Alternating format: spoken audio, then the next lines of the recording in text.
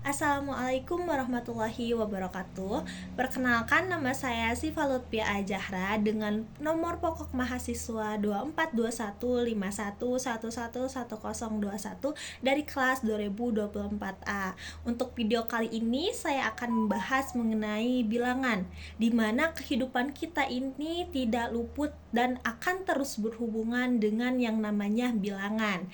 Nah, pembahasan bilangan ini saya akan membaginya menjadi 3 bagian. Yang pertama ada sejarah bilangan, yang kedua ada pengertian bilangan, dan yang ketiga ada jenis-jenis bilangan.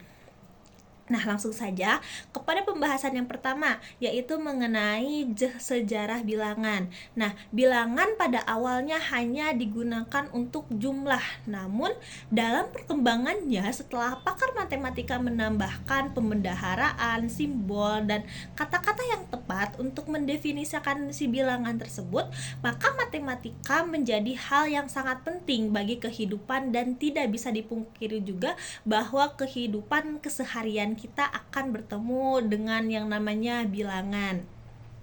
Nah, dalam bilangan ini dahulu juga digunakan sebagai simbol untuk menggantikan suatu benda, dan masing-masing suku atau bangsa itu memiliki caranya sendiri untuk menggambarkan bilangan tersebut. Nah, seperti yang pertama ada Babilonia, di mana Babilonia ini merupakan bangsa pertama yang menggunakan simbolisasi sistem bilangan. Sistem bilangannya itu dalam basis 60 atau bisa disebut juga dengan seksagesimal. Terus yang kedua ada bangsa Mesir. Pada tahun 2850 sebelum Masehi, bangsa Mesir ini menggunakan sistem hieroglif atau basis 10. Terus yang ketiga ada bangsa Maya. Bangsa Maya mengembangkan sistem hieroglif menjadi vigesimal atau disebut dengan basis 20. Nah, bangsa Maya ini menemukan kisaran 360 hari setahun dengan 20 hari 18 bulan. Lalu ada yang keempat ada bangsa Yunani. Pada tahun 600 sebelum Masehi, bangsa Yunani awalnya menggunakan sistem aktik atau dikenal dengan sistem akroponik. Lalu mereka mengadopsi dari bangsa Mesir dan dikembangkan menggunakan huruf sehingga menjadi sistem alfabetik. Terus yang kelima ada bangsa Cina kuno. Pada tahun 213 sebelum Masehi, bangsa Cina kuno ini menggunakan notasi posisional bilangan dengan nama lain atau dengan menggunakan dengan kata batang atau rod. Nah, bilangan ini biasa digunakan dari bambu, batang gading atau besi. Terus yang keenam ada bangsa Romawi. Pada tahun 100 sebelum Masehi, bangsa Romawi itu menggunakan angka Romawi dan angka ini masih digunakan sampai saat ini. Terus yang ketujuh ada bangsa Hindu. Pada tahun 775 Masehi, wilayah Arab terpecah dua, yaitu wilayah barat dan utara. Sistem numerasi Arab yang kita kenal sekarang adalah adopsi dari numerasi Arab wilayah timur. Angka Arab Barat adalah keturunan dari bangsa Arab Timur, sedangkan Arab Timur sendiri diadopsi dari angka India dan sistem angka Hindu Arab yang dikembangkan oleh matematikawan India. Terus mungkin ada 7 pembahasan mengenai sejarah bilangan.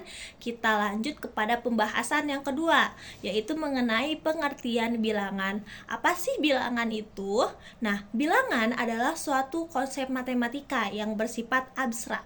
Nah, bilangan juga merupakan sesuatu yang biasa digunakan untuk menyatakan nilai seperti jumlah, urutan, dan yang lainnya. Sedangkan simbol atau lambang yang digunakan untuk mewakili bilangan disebut dengan angka.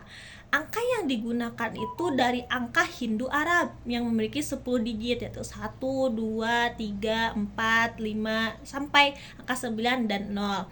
Jadi dasarnya bilangan itu memiliki angka, memiliki nilai, dan angka memberi simbol, dan nilai itu berupa 1 atau 2 digit. Mungkin seperti itu untuk pembahasan pengertian bilangan. Masuk ke pembahasan mengenai jenis-jenis bilangan. Nah, jenis-jenis bilangan ini ada 12 diantaranya. Yang pertama ada bilangan asli. Bilangan asli ini dimana mulai dari angka 1 dan berbeda antar bilangannya adalah 1.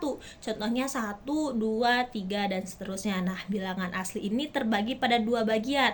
Ada bilangan genap dan bilangan ganjil. Bilangan genap itu adalah bilangan bulat positif yang dapat dibagi dua. Contohnya 2, 4, 6 dan seterusnya.